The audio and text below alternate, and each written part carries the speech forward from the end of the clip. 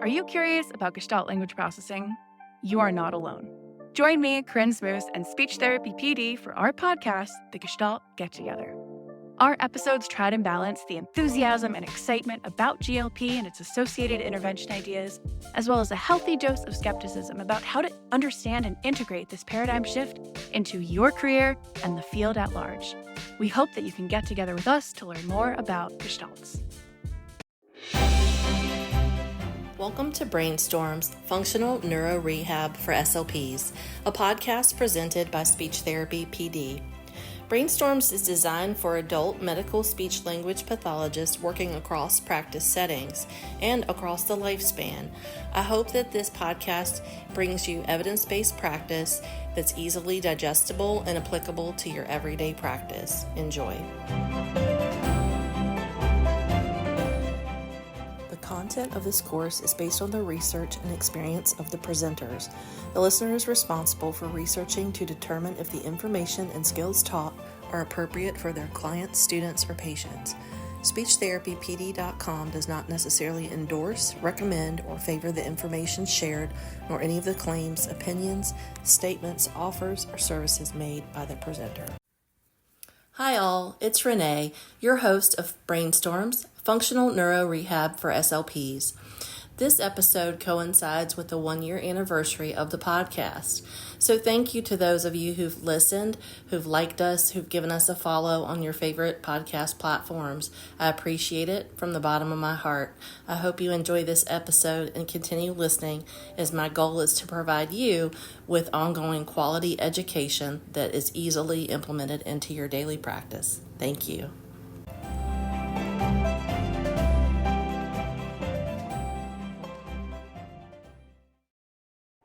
Hello and welcome everyone. My name is Renee Garrett and I'm your SpeechTherapyPD.com podcast host for Brainstorms, Functional Neuro Rehab for SLPs.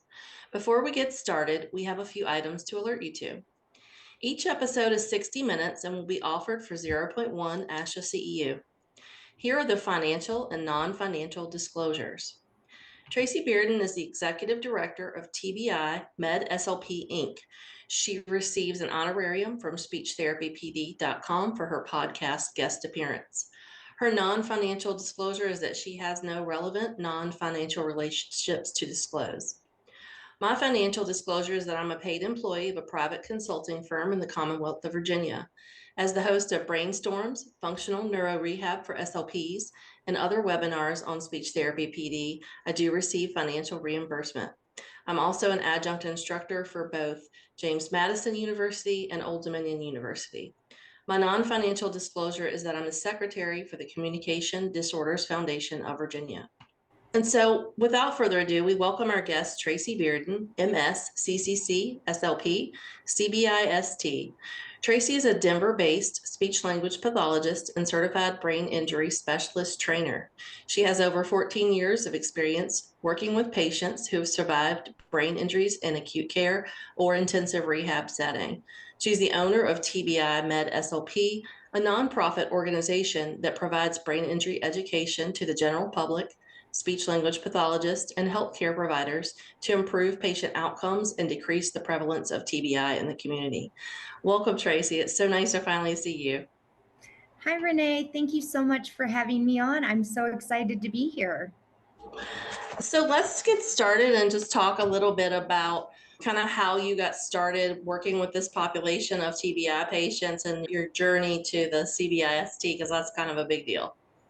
Absolutely. So my externship in grad school was at a brain injury rehab, and I am much more privileged than I know most SLPs are. That brain injury rehab had a full-time opening within 2 months of graduation, and I was able to apply and I got the job. And I stayed with that hospital system in St. Louis for 8 years. And through them, I received my certified brain injury specialist, the CBIST credentials. And then I became a travel speech therapist, like everybody does, when they turn 32. Just a great idea. And so I traveled for almost 2 years, and that's when I kind of saw some flaws in the system throughout different states and really wanted to educate and advocate for brain injury survivors, for preventative brain injury techniques and education. And so I was really passionate about getting my trainer certificate. And so in 2020, I met all of the requirements finally to get my CBIST, and I submitted it. And I have held my certified brain injury specialist trainer certificate to this day. And so I just have to say, I know a lot of people have different things to say about certifications, but this particular certification has allowed me to provide so much more education and advocate for the brain injury population more so than not having it or having any other certification. So I'm a big fan. I agree. I got mine in, I think it was 2012. So I was just a baby SLP still back then. And I agree. I was talking about this last night when I recorded. It was challenging. And at first being, like a newly fresh off my CF year, kind of moving into what I thought I wanted to do as far as strictly neuro stuff and rehab.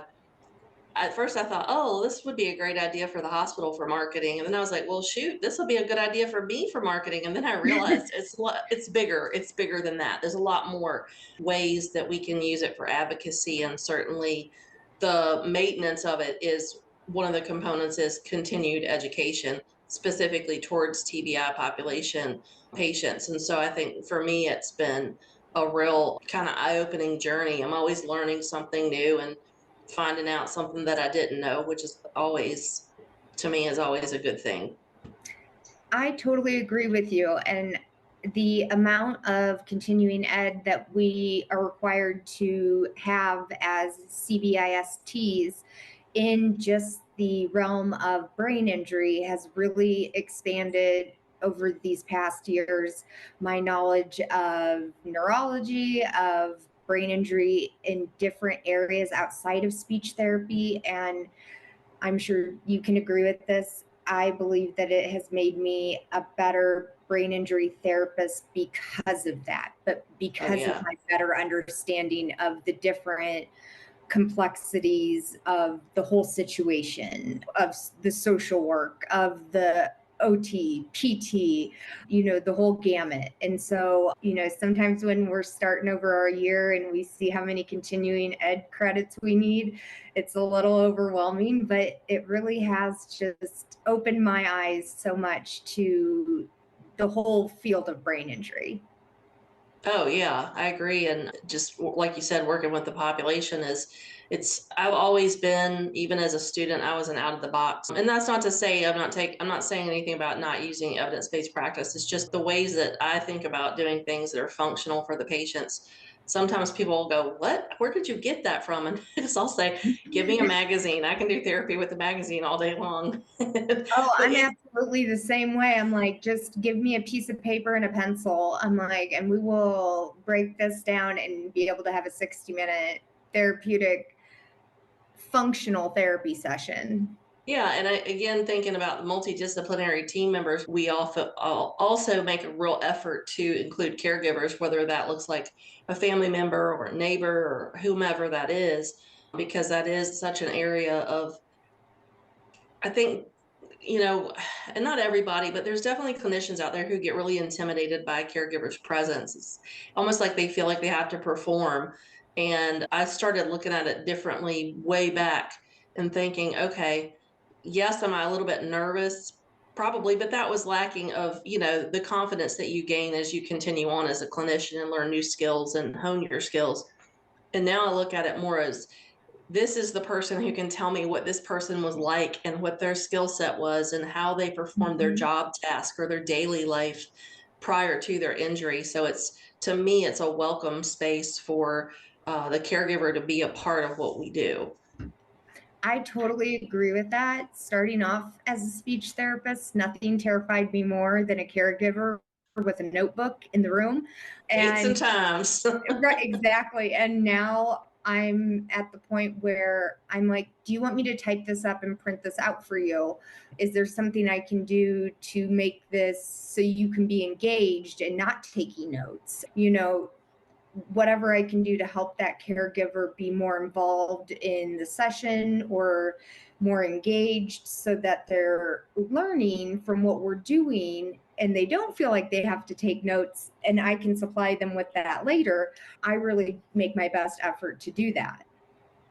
Well, and I know for me, being on the flip side of that as a caregiver, there was certainly times when my dad was sick that I took notes, because when you're dealing with how many physicians are coming in, depending on your Right. injury, you might have neuropsych, your internal med doc, your trauma surgeon, your whoever else that might be covering the PA for the trauma team, and a variety of other specialists who may be in the room. It is very hard when you don't have a brain injury to keep track of all that information. So we can't rely on our patients with TBIs to give us accurate reports on what happened if you had to go to work or go home and feed the dog or whatever the case may be. But I think looking at those national and state brain injury resource programs, we sort of run this gamut of the patient gets hurt. The time frame in the acute setting can vary so much, again, based on the level of injury, other pieces and parts that are broken or hurt, surgeries that need to take place.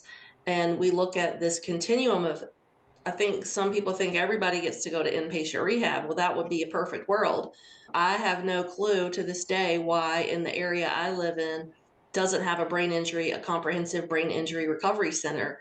But the closest one is it's in Richmond, but I would say a more comprehensive, which is about an hour and 15 minutes from me. A more comprehensive place would be somewhere like the Shepherd Center in Atlanta, which is a pretty good long haul, probably at least an 8-hour drive.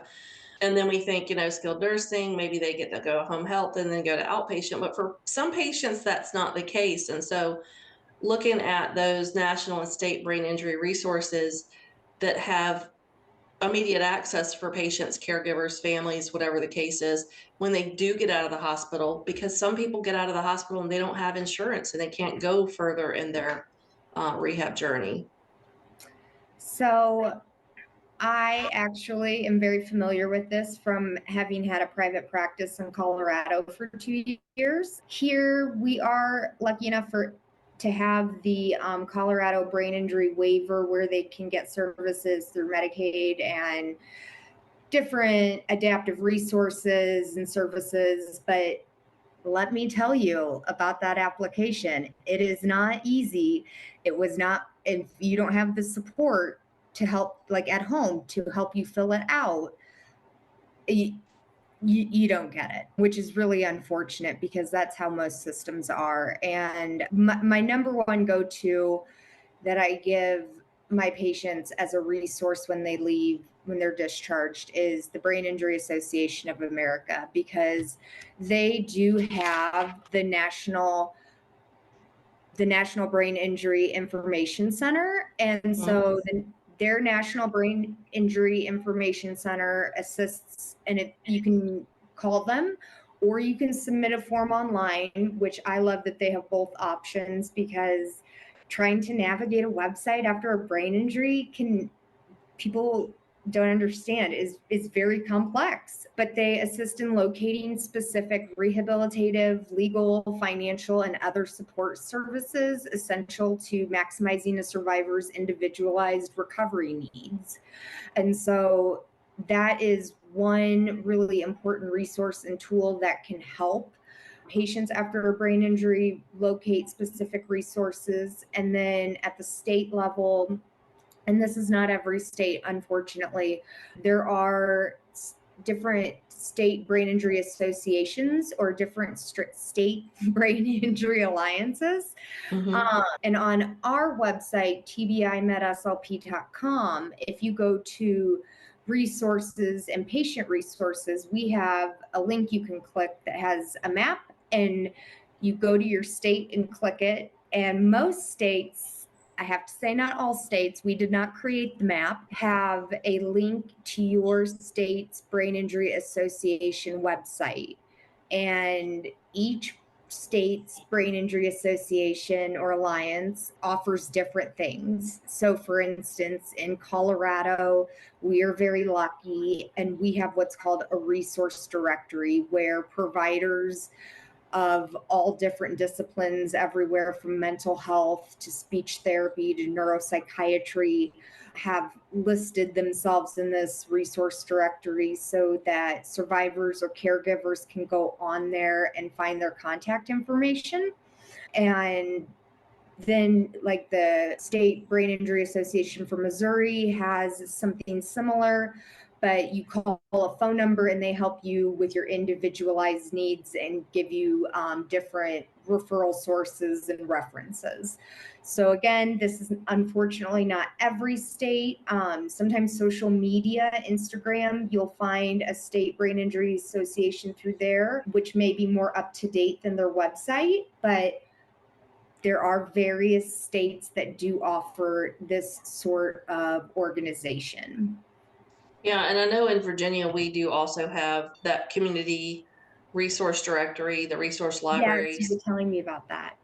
Yeah, and it even has support groups and support networks listed, which is really cool. Again, like you said, not all states have it and not all locales have those support groups. One of the things that I've run into having worked for both of our huge big health systems here in the Commonwealth of Virginia is that unfortunately, it's a business and I get that, but sometimes the patient need gets removed when we treat our health system as a business because they don't give you the space to do these sort of things. And I just saw something this morning, someone posted about this and how if health systems were staffing the way that they should be staffing, we would have space and time for program development, adding new programs, having support groups and things like that. If we stop thinking about making money all the time and being productive so that someone else gets money all the time and the manager gets the bonus and whatever else goes on that's nuts and part of the broken system. So that's my soapbox of the day. I was going to say, I'll get on your soapbox with you because I completely agree. The fact that we work in settings where we are there to help people and to help them in our particular circumstances, regain their independence and be supportive and help them maximize their functional abilities. You can't bill for all of that. And in hospitals, if it's not billable, they're very, and I've seen a massive switch, you know what I mean, in the over 14 years I've done this. If it's not billable, it is incredibly difficult to justify it or to justify why it should be more than once a month or, why it should cut into the workday versus be after working hours or something to that effect, which is really too bad because, those types of programs and interventions are also what create trust of these patients in our systems. And, without support, people start to not trust certain situations and organizations as much as they used to, because yes, it's supposed to be a business, but it's also supposed to be a place for healing and a place for getting better. Yeah. And I know in inpatient rehab, we had stroke education built into our program. And so that was open for the families and caregivers to come with the patient and have like we had time at the end for question and answer kind of stuff, but we ran through that basic stroke education and they did one for spinal cord injury patients as well. And they were working on a TBI type class, but the problem at the time was we weren't always getting for some reason in the TBI world, it's like you get a whole bunch and then you might not get any for a while. Then you get a whole bunch and you might not get any for a while. So I think they were trying to figure out a way to make that sustainable. And of course, then, I left and went to acute care, which is a whole different thing. Oh, yeah. Yeah, because it's like, I hope they're awake. Maybe they'll be awake today. I don't know. well, maybe they won't be in surgery today, or maybe they won't be at MRI today. So Exactly. Oh, your patient just left for an MRI. We're not, and then they'll also be down there for this and that. So we're not sure when they'll be back. Great. I really needed to see them today. That is the life of acute care. Oh, and we sedated them so that they wouldn't wiggle in the MRI. You're like, oh, great, we sedated the TBI patient. Yay, go team. You're like, oh my gosh, there goes today. Right. Well, guilty too, because if they sedated me, you can see me next week. So absolutely. Agreed. So what would you say are really two big important areas that brain injury patients need assistance with, kind of that post-injury phase? And, we can kind of jump into advocacy, I guess, from there. Well, I have a few more than two, but the two biggest ones, I was like trying to narrow it down to two, and I was like, I can't do that. Are appropriate continued services after discharge and mental health. And then my third that I can't not say is vocational rehab. Oh yeah, no, that's super important. And when I say appropriate continuing services, I feel like you kind of might know what I mean. But when you're working on acute care or even inpatient intensive rehab, and the patient hears the concept of home health, well, of course they like the idea of someone coming to their house. They don't have to go anywhere. They don't have to do anything. And this is nothing against home health at all. It is not. I have worked in home health. It was just for a couple months. I have done it. But if a patient needs intensive therapy once they leave and they are physically able to, that patient needs outpatient rehab. And I say that because you have to qualify for home health services. And I think that's something maybe new therapists forget, or even, veteran therapists forget. And one of those qualifiers is that it has to take a taxing effort to leave your house. So that individual cannot ever leave their house for anything. That's what qualifies them for home health. And what we're seeing here is that home health is not picking up patients that have cognitive communication impairments. And that's a whole nother rabbit hole for a whole nother time that I will save. But I also think the mental health aspect of just having a traumatic brain injury in general. And I think having that conversation with the patient about not necessarily like when someone, especially someone with a TBI, hears mental health, they think, you think I'm crazy. And it's not about that. It's about, you've just had a massive life change. Your whole life has completely changed. You're going to need, not everybody, but you're going to need resources. You're going to need adaptive equipment. You may need someone to help you to the bathroom. Those are things that you didn't need before. And as speech therapists and any type of therapist that isn't a mental health therapist, we can help counsel the patient in certain areas, but we are not equipped or trained to help a patient adjust to their whole life changing. And that I fully believe in. And another part of that is that a lot of people, well, back to the home health piece, a lot of people don't realize, like you said, that homebound is a qualifier for home health, which I think you did a beautiful job describing.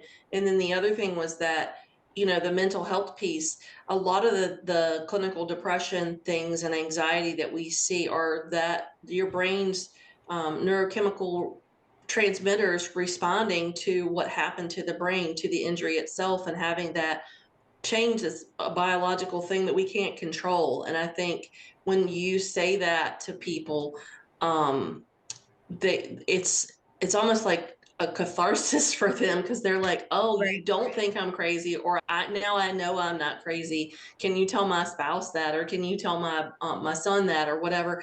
Tell them I'm not crazy. Tell them this isn't my fault. And that's so empowering for patients, because it's like being trapped in a box that you can't get out of if no one's like reinforcing the fact that you're noticing as a professional that they're having these signs and symptoms of a mental health disorder, and that you've acknowledged it and want to figure out how best to help them as far as getting them the resources they need, I think is such like an easy way to advocate for your patients. And this is like, I guess we'll call it my catchphrase because I think that sounds snazzier. Something I always tell my patients, especially when it comes to those types of mental health symptoms and situations, is it's not you, it's your impairment, it's your injury. And you're separate from that. That's not what defines you. And I try to drive that home as much as I can, that they are not their impairment. Their impairment exists, unfortunately, but they are not their impairment, and that part of them is their impairment. Yeah, I think that's really powerful. And I again, I don't want to not talk about the vocational rehab because I think this is another huge piece. And I'll tell you sort of the backstory on that. And people who listen have heard this before, but my dad had a stroke when I was 25, and it was long before my SLP days.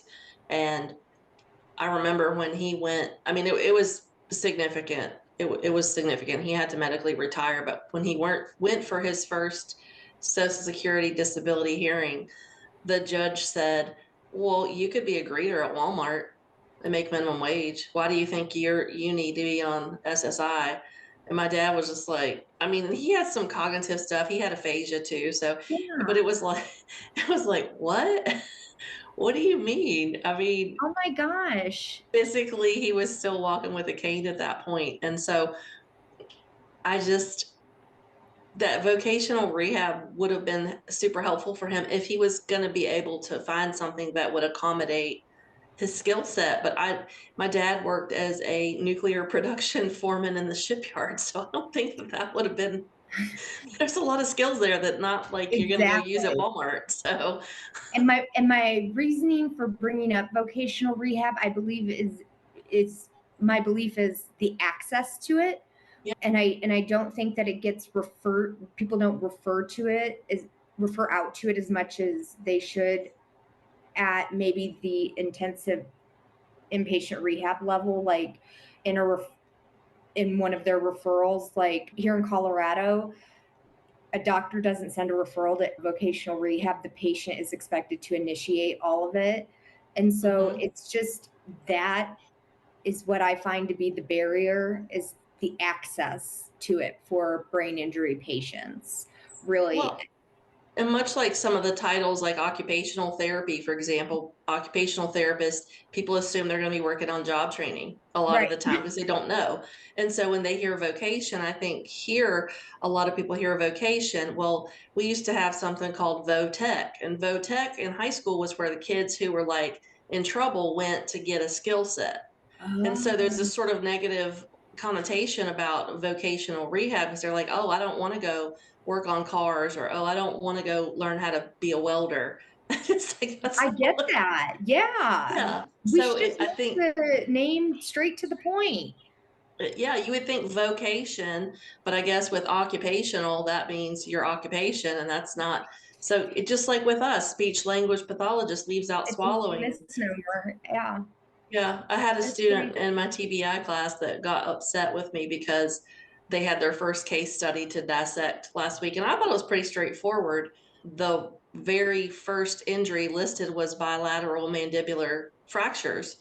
And so the question was, what kind of disorders do you think you might see? You didn't have to list all of them, but like, I mean, you don't have to be super specific, but I asked my husband, who's not medical or speech at all, I said, so if you read this, what would you think? And he kind of sat there and he goes, well, probably something with swallowing or chewing, right? And I was like, okay, so I'm not crazy. You're right. You're like, I haven't lost my mind. Okay. Yeah, because she said, well, you didn't ask about swallowing. I said, well, no, I didn't ask about swallowing because if I had, I would have given you the answer. Right. That would have been the answer to the question. So anyway, I think those labels sometimes are misinterpreted by the community. Yeah. And again, that's another whole place we could spend a lot of time on, is community education and, health literacy. We can't expect 100%. Yeah, we can't expect people to be held accountable for a skill set that they have not had prior to, or as a caregiver.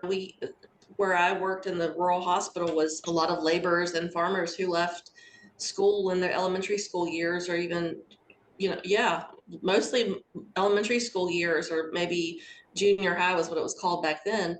But I've had, 70, 80-year-olds who had a third grade education and they have a stroke and they bring this stroke ed book in there and you're like, what are they going to do with that? Absolutely. Yeah. So Or it's I've seen people bring in like these, like the favors test, and somebody has, maybe an 8th grade education level and I'm like, what are you doing?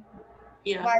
Why are, and I don't mean that to sound stuck up or elitist or anything, but I'm like, this person has only received education up into the 8th grade. Like, this is a heavily literacy based test. I'm a big fan of the BADS test, but for this reason in particular. But, I think what you're saying about health literacy is dead on. It's something that we really have to consider in all areas, especially educating about next steps.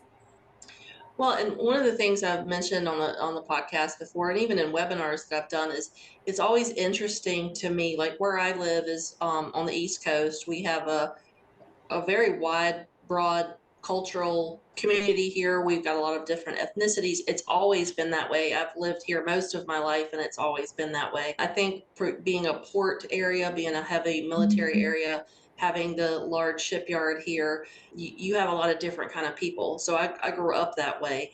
But what is astounding to me is that we also have these two huge health systems, and the one that I worked for first, I think, does a much better job, and I won't name names because I don't want to get in trouble.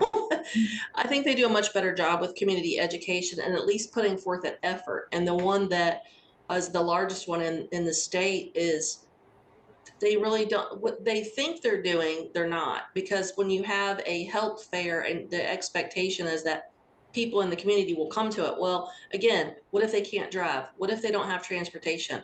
What if they can't discern that information to see that it's at 10 a.m. on a Saturday at this location, when they know that there's 6 hospitals and like, I don't know how many outpatient sites that they could have these health fairs at? How do you expect them to process all that information? You're not being effective. And then the other piece of that is that the one place that I do see a lot of community education being done and health fairs being done, when it's accessible to the person who's already there, are churches, particularly African American churches in my region. They do a really good job of sponsoring things like heart symposiums, diabetes education, and they enlist people from their church community to come in as volunteers and provide that education, which is really cool because that's amazing. You've got your audience there attending church service, and now you've just given them an hour benefit. It's a 1-hour thing usually. It's sometimes structured like an open house with some health literature that they can take with. And yeah, I just think it's interesting that they find a way to do all these things for free, but yet our big health system that's nonprofit but is paying the CEO $6 million can't find a way to do it. That's exactly right. I mean, make it make sense, because I can't. Because I can't. Yeah, that was a lot of extra. But I think it rolls in line with this because, again, when we're looking at this TBI population, there are some preventive things that can be done. We know sometimes, and not all patients, but statistically, we know that some TBI patients already demonstrate at-risk behaviors prior to their accident. Those are things that are typically preventable. One of the things I used to ask in acute care to our case managers was, why isn't drug and or alcohol or polysubstance abuse treatment offered as an option for discharge disposition? And they looked at me like I was crazy. Well, I never thought about that. Or it's all privately run, it costs money. And I'm like, I think there's insurance places for that, because that's preventable. Exactly. Or at least you can say you made treatable. A good college try, Right. Like you can attempt it. You can attempt to treat it. It's just like any other medical impairment. Yeah. If you walked into the emergency room with a compound fracture, they're not going to be like, well, your insurance isn't paying for that, go home. You could bleed to death, it's fine. But, you know, you go in as a heroin addict and you're like, well, we got you stabilized. See ya. I know. See you next week. The oh, the truth of that is just so painfully true. Mm-hmm. Yeah. Or the people that, you know, the alcohol patients that get put on the CWA protocol, and then, you know, it's almost, and again, when you work in that setting, in the acute care setting for a long time, you get those, I call them the repeat offenders, because that's Yep. probably depending on their level of use, every 6 months to 18 months, you're seeing the same patients over and over. And that's either because they OD'd again or they got in an accident of some sort. They had Or a fall. They had a fall, they got in a bar fight, or they took someone's motorcycle and ran it into a tree. Something Absolutely. along those lines. And it's really disheartening to think that some of these things could be prevented had we had the right programs and measures in place to advocate, because it's not our place to judge Right. what they're doing. It's our place to try to help patients, whether they have an addiction problem or whether they have, you know, that places them at risk, or they're doing some other kind of at-risk behavior. So, yeah. I completely agree with you. I just wish that more people, even the general public, could see the bigger picture, because I think that it would help improve. I'm trying to think of a diplomatic way to say this. It would help improve insight into a lot of reasoning as to why a lot of these injuries happen and how these hospitals become overflowed, and what we can do to help mitigate it. You know, we can't make it completely stop or go away, but you know, we can mitigate things, and but we can't do it and expect people to do and conquer these massive medical complexities on their own, and without resources and support, and we can't expect them to do it on their own. I mean, of course, they're going to end back up, you know, be a frequent flyer. Yeah, yeah. And again, the nature and mechanism of things like addiction doesn't always mean they're going to have an accident or a fall or get in a fight. Sometimes it's a cry for help where maybe they OD'd, or, you know, during the pandemic, we had a lot of females that came in through the emergency room that had taken pills and had hypoxic injuries, which is an acquired brain injury. And so, you know, we saw it that way. And a lot of times they weren't calling it a brain injury. And I'm like, it's a brain injury. It's a brain It's injury. a brain injury, y'all. Like, I don't know what you need Right. to know. You know, but it's always like they have to classify things as, oh, well, this is a suicide attempt. Okay, but again, looking at the bigger picture, she took 150 pills that made her unconscious. She suffered an anoxic brain injury. Yes. So, and now we're dealing with deficits from that. So, yeah, we sometimes have to, it's kind of the same thing when you know, you work in that realm and you go to get a report from another professional and they're like, well, good luck with that because they've just been crazy all day. And you're thinking, I think when you're new to that arena, you're like, oh, okay. And it's kind of intimidating. But then when you start to look at the layers and peel back that onion of why might they be acting that way? What happened?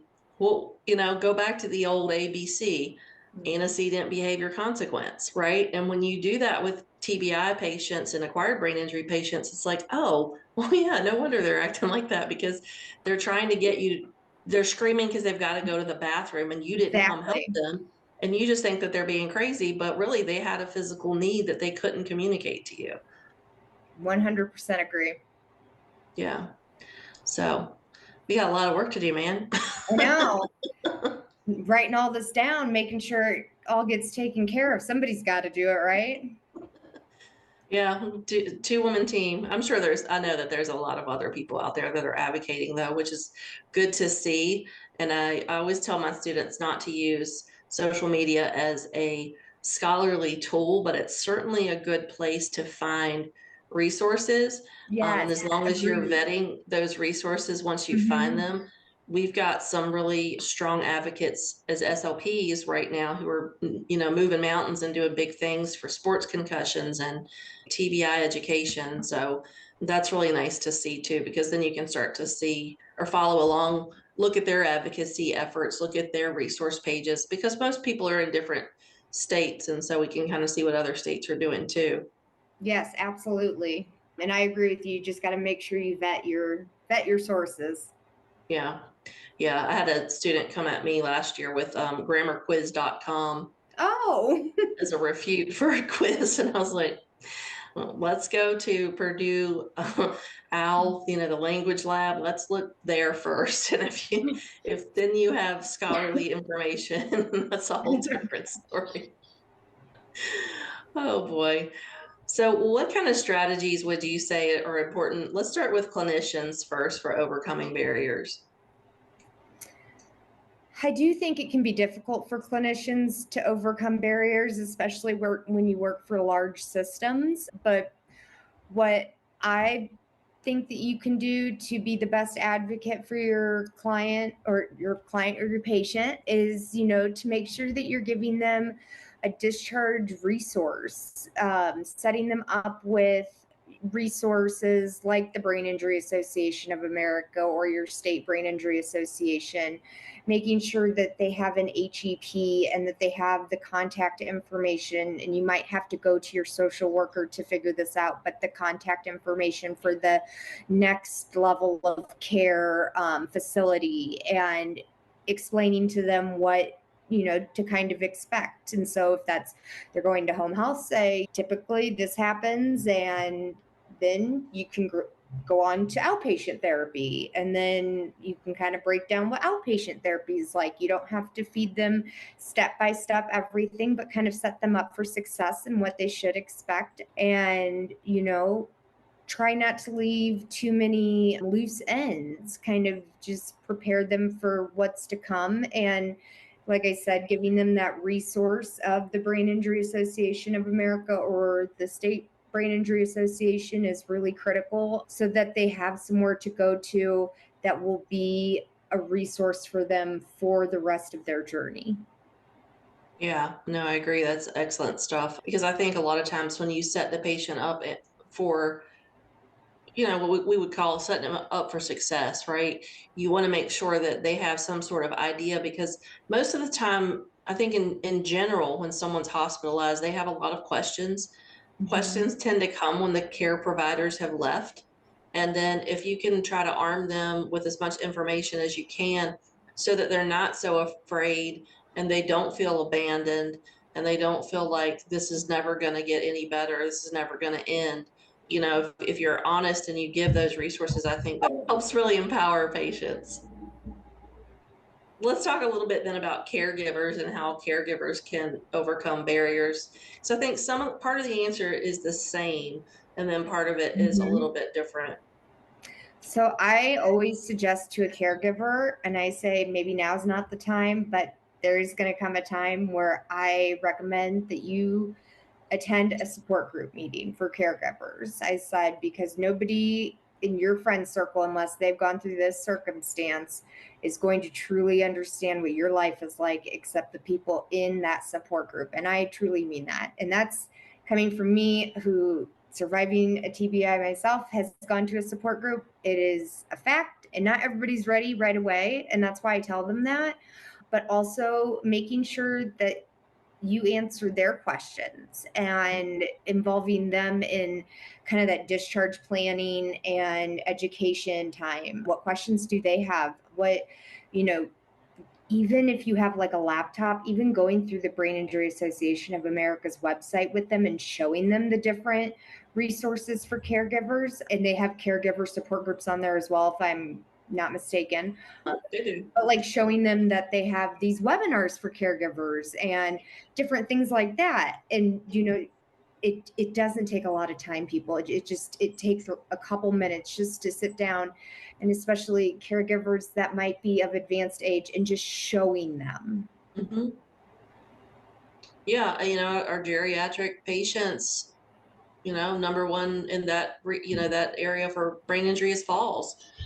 people fall and hit their head Yep. and have a brain bleed or a subdural hematoma or whatever. And that's can be impactful for them. And I had a patient when I was an IPR that was in his 70s, and I think his wife was deceased because I know she wasn't around, but he was painting houses is like a thing he just wanted to do, like to make extra money. He just painted people's houses, like the exterior of the house, and he fell off a ladder and had a TBI, and his life was never the same. And he lived alone, and he didn't, it was just. That's so hard. Yeah, but people, again, I think we have this picture in our mind of TBI being 30-something-year-olds on motorcycles, or people who get in a motor vehicle accident or sports concussions. And I think that's sort of like the end. They don't realize that this population of geriatric patients with falls is actually really high on the lists. It's one of the highest populations on the list for TBIs. Absolutely. Right. Yeah. And then, again, what happens to them? They wind up in a long-term care facility because no one can take care of them.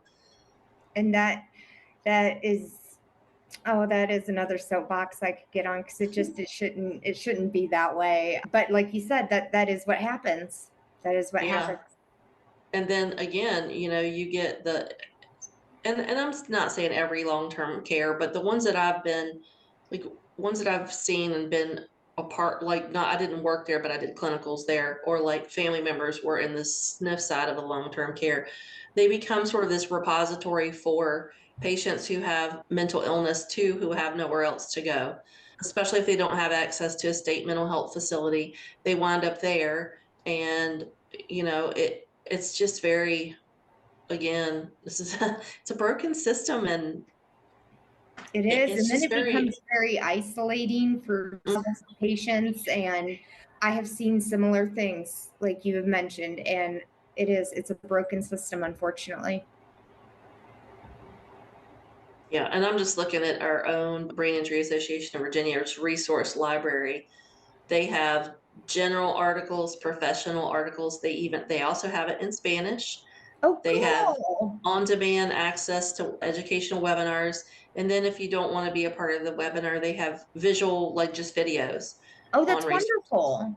Yeah. And then they also have a brain injury, domestic violence section, and then just a resource directory that's for support groups, doctors, and more. So they are doing, and I kind of knew that. I knew the former director, Ann McDonald, before she retired, and she really did a fantastic job. And I think one thing that we kind of haven't touched on, but if you're interested in this, even if you don't think you're going to use it, like you're not going to go get your CBIS, or you don't want to be just strictly working with this population. Maybe you don't have access because you don't have a TBI center. But if you're interested in this, it's really worth looking at that Brain Injury Association or Alliance of your state's conference. Most of them have an annual conference, and when you go, it is, to me, it was life-changing, but also mind-blowing. In Virginia, they do a really good job of always having some sort of caregiver story, and sometimes the survivor of that, they'll be the same family.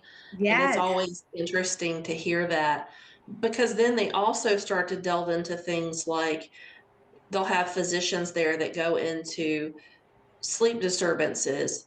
They go into the mental health side of things, and they show you and give you access to their research. And when you haven't looked at it comprehensively, again, I think there's a lot of myths associated with TBI and acquired brain injury too. But when you look at it that way, and you're looking at that person holistically, and how your brain is in charge of everything else in your body, because I always tell my students, I feel like people think your heart is in charge of everything, and it's not. Your heart wouldn't be working without your brain. And I think when you look at it that way, and you start to understand that so many of these components that occur as a result of the injury are, again, like we mentioned before, are not the patient's fault. But it's easy to say, oh, well, they were never a good sleeper, or, oh, they always kind of were impulsive, or whatever. Well, that's fine. But now that's exacerbated by the injury, we need to look at that and figure out what we can do to help, or at least direct in the right direction. Another thing that's popped up recently here is that I said something about SLPs referring, and when I said it, I meant referring to another SLP. So say you're not Sure. a singing voice rehab person, but you have a colleague that you know has done singing voice rehab, and you can tell your patient ethically, it's your ethical responsibility to say, this is Absolutely. not an area that I am competent in, but I know people and I can give you a list of providers if you want to go, that route, because they already have an order from their physician for speech services. I know that we can't refer to other specialty services as far as like, an ENT or Sure. GI. You have to go back through the physician. So I just wanted to clarify that because And it's come up. I've done that before with patients, like when I was an outpatient. I think it was a voice patient, actually, now that you mention it. And there was another SLP in the area. She did swallowing, but she did a lot of voice. Like she had vital stim and the imaging. And I was like, I'm sorry. I was like, I just think you'll be in better hands and be able to make more progress, and it will be much more bang for your buck if you work with this other speech therapist. I was like, voice is just, it's not something that, I mean, I can do it, but if you know somebody who can help the patient better, that's what you do. Well, and I think one of the beauties of our profession is that we do have the opportunity for all these little nuanced spaces that we can work in, and there are quite a few SLPs who don't like or want to treat cognition. I used to get that when I was an outpatient all the time. Oh, I don't like high level cognition. Oh, it's boring. And I'm like, well, you're doing it wrong if it's boring, but okay. But then you also get people who just, it's not their thing. Maybe they aren't competent. I certainly had a colleague of mine within the health system that would do that. She would say, hey, this isn't really what I can do it, but it's not my strong suit. But my friend over here has her CBIST and she's got a lot of experience and it might be worth it for you to go. Plus she's closer to your house. That usually gets people. They're like, oh, I don't have to go so Closer far. to you. I'm in. Yeah. Right. So I think that's perfectly fine. I would much rather someone say, this isn't my jam than come in and either do not a good job or don't do anything. Give them a bunch of worksheets because people can, that's not going to help them get better. It's not. And I totally agree with you, Renee. Yeah, maybe for a home exercise program if you've got nothing better to do, but I think there's certainly a space for that, but I don't think that should be your number one go-to.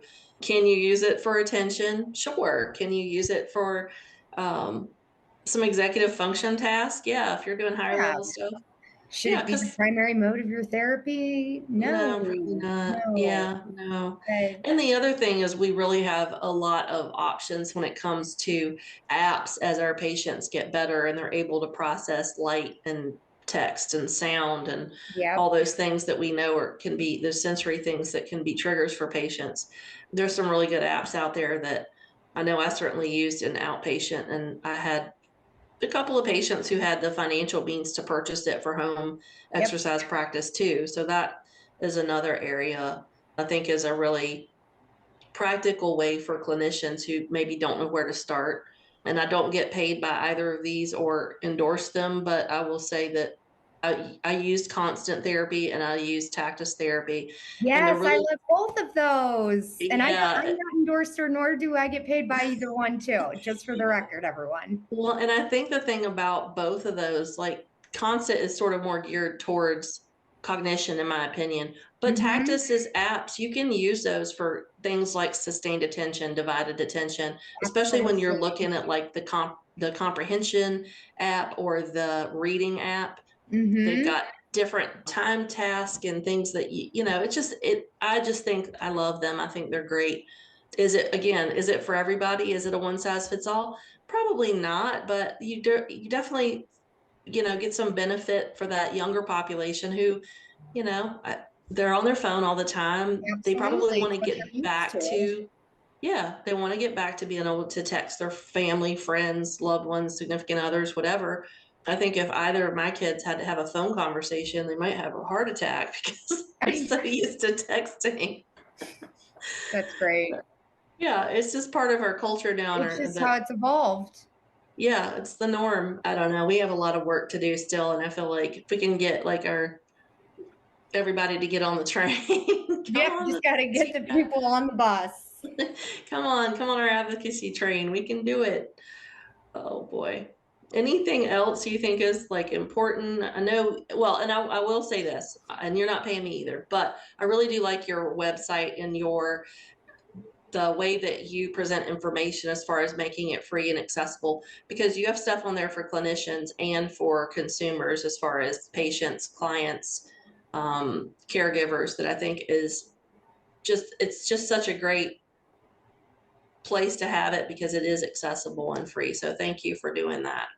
Well, thank you very much. That was my point, and I'm glad that it happened. That's part of what I love about our organization being a nonprofit, because that's just what I'm passionate about. So your kind words mean a lot to me. Oh, for sure, for sure. Yeah, we'll talk about that later. I could see us doing other projects. So here we are. Here we are. Well, Renee, thank you so much for having me on today. I truly appreciate this conversation that's so important, and putting out, the flaws in the system to make people more aware of them and how we can start to overcome them, even though it's a big battle. The more of us that push over that hill, the easier it's going to be. Yeah, no, I appreciate you coming on to talk about this, because it's a lot of information to unpack, and there's definitely more things that we could add on for future episodes if you want. And yeah, I just think this is a really important topic and something that we're both passionate about. So I appreciate you being so willing to share your time with us. Absolutely. Thank you again. All right, thank you, and we look forward to seeing you again. Absolutely. Thank you for joining us for this episode of Brainstorms, Functional Neuro Rehab for SLPs.